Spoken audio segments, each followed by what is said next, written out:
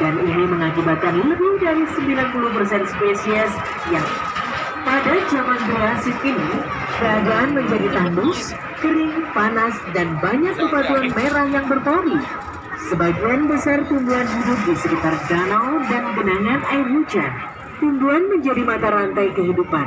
Di sebelah kiri, kita bisa lihat Triceratops yang hidup pada 72 hingga 65 juta tahun lalu. Memiliki panjang 8 meter dan berat 5,5 ton.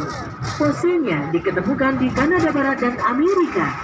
Di kanan kita terdapat Elasmosaurus, merupakan jenis reptil laut berleher panjang dari ordo Plesiosauria, termasuk dinosaurus karnivora dengan makanan utamanya adalah ikan. Ia mampu berenang hingga 40 km per jam. Dinosaurus berukuran kecil di sebelah kanan adalah Arizonasaurus dengan panjang.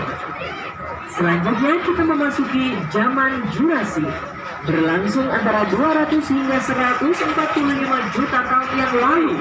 Terdapat beberapa arthropoda di sebelah kanan kita dan Megalosaurus di sebelah kiri. Memiliki tinggi 3 meter dengan berat 1000 sampai 3000 kg. Dan ia termasuk dinosaurus karnivora. Sekarang kita memasuki zaman Cretaceous. Di sebelah kiri terdapat Dilophosaurus, reptil berjambu ganda, ditemukan di Amerika Serikat. Hidup di 190 juta tahun yang lalu, memiliki panjang 6,1 meter, termasuk dinosaurus karnivora.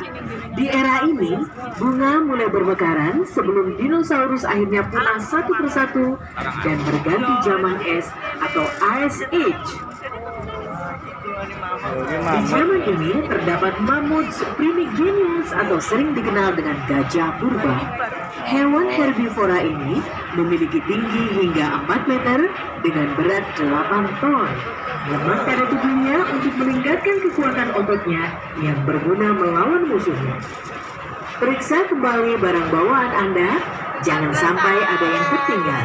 Terima kasih atas kunjungan Anda di Jelajah 5 Zaman Dino Park, Jawa Timur Part 3.